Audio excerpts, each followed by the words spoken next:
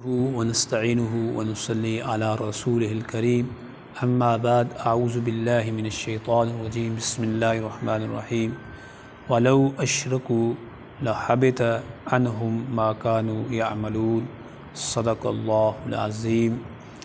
آج کا ہمارا جو سبق ہے وہ بڑا ہی اہم ہے۔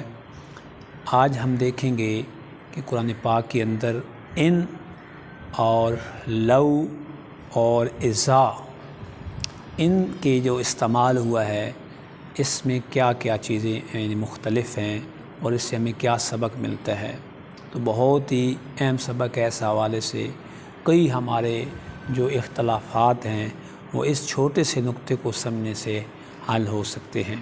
تو میں نے آپ کے سامنے جو قرآن پاک کی آیت کا ایک حصہ تلاوت کیا ہے وہ سورۃ الانعام ہے، پارہ نمبر 7 ہے اور آیت نمبر 88 یعنی 88 ہے۔ فرمایا وَلَوْ أَشْرَكُوا، اور اگر وہ شرک کرتے لَحَبِطَ عَنْهُمْ مَا كَانُوا، ہم ان کے اعمال بھی غارت کر دیتے، ضائع کر دیتے۔ اب ہم دیکھیں گے کہ لو کا استعمال کہ کہاں پہ قرآن پاک کے کس حوالے سے استعمال ہوا ہے۔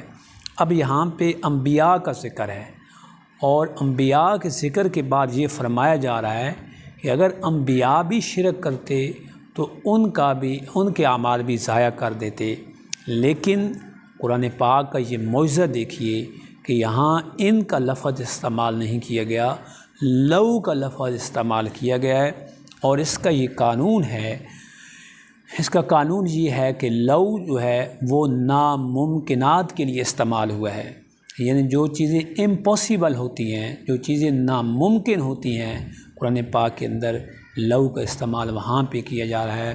تو گویا اگر ہم اس کو صرف ان شرطیاں لیں گے تو اس سے یعنی جو انبیاء علیہ الصلوۃ والسلام کی ہستی ہیں، برگزیدہ ہستی انبیاء اور رسول ہیں، یعنی ان پہ بھی خدشہ ظاہر کیا جا سکتا ہے کہ وہ بھی ایسا کر سکتے تھے، لیکن اللہ رب العزت نے یہ قرآن کا معجزہ دیکھیے، یہاں ان کا استعمال نہیں کیا بلکہ لو کا استعمال کیا۔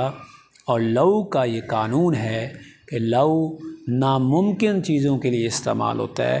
تو یہاں پہ اب ٹرانسلیشن کرتے ہوئے قرآن کو سمجھاتے ہوئے اب مزہ آئے گا جب ہم پڑھیں گے نا وَلَوْ أَشْرَكُوا لَحَبِطَ، ناممکن تھا انبیاء کے لیے کہ وہ شرک کرتے، اگر ان اشرکوا آتا تو پھر ممکن ہو، ہم کہہ سکتے کہ ممکن تھا، لیکن قرآن پاک نے کیا کیا، لو کا لفظ استعمال کیا ہے۔ تو یہ آج ہی سبق ہمارا ہے کہ لو کا جو استعمال ہے یہ ناممکن چیزوں سے پہلے استعمال ہوا ہے۔ اس کی سب سے بڑی اگزامپل جو قرآن پاک میں موجود ہے وہ سورۃ الانعام ہے، اور انبیاء کے سلسلے میں بات کی جا رہی ہے، اور یہ پارہ نمبر 7 ہے اور آیت نمبر 88 ہے۔ اب ان جو ہوتا ہے ان ممکنات کے لیے آتا ہے اور شک کے لیے آتا ہے، یعنی وہ چیزیں ممکن ہوتی ہیں اور شک ہوتی ہیں کہ آیا ایسا ہوگا نہیں ہوگا، یہ شک کے لیے آتے ہیں۔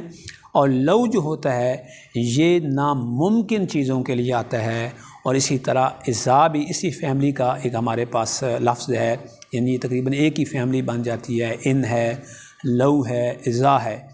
تو اذا جو ہے یہ ممکنات کے لیے اور یقینی چیزوں کے لیے استعمال کیا گیا قرآن پاک کے اندر۔ ان جو ہے یہ شک والی چیزوں پر، یعنی چیز ممکن ہے اس کا ہو جانا اور شک ہے کہ آیا ایسا ہوگا یا نہیں ہوگا، ان کا ایسا استعمال کیا گیا ہے۔ لو کا جو استعمال ہے وہ ناممکن چیزوں کے لیے، یعنی جو چیزیں ممکن نہیں ہوتی، جیسے ہمارے پاس یہ اگزامپل ہے کہ وَلَوْ أَشْرَكُوا، ناممکن تھا کہ انبیاء شرک کرتے، یعنی ان کے لیے ناممکن ہے۔ اور اذا کا جو لفظ ہے یہ ممکنات کے لیے، یعنی چیزیں ممکن بھی ہوں اور یقینی ہوں۔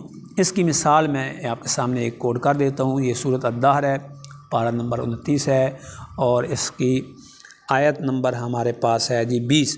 فرمایا وَإِذَا، اب یہاں پہ لفظ اذا رأیت، جب تو دیکھے گا، تو گویا پاسبل بھی ہے اور یقینی بھی ہے کہ آپ ضرور دیکھیں کہ ثم رأیت نعیما وملکا کبیرا، کیونکہ ہمارا ابھی ٹرانسلیشن مقصود نہیں ہے، بس ہم چھوٹے چھوٹے پوائنٹس شیئر کر رہے ہیں۔ تو آج کا ہمارے سبق میں ہم نے 3 چیزیں دیکھی ہیں۔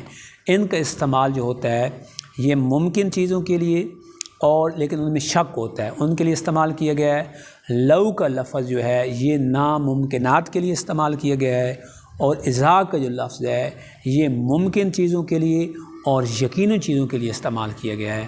تو امید ہے انشاءاللہ آپ اس سبق سے مستفید ہوں گے۔ سبحان ربک رب العزت عما یصفون وسلام علی المرسلین والحمد للہ رب العالمین۔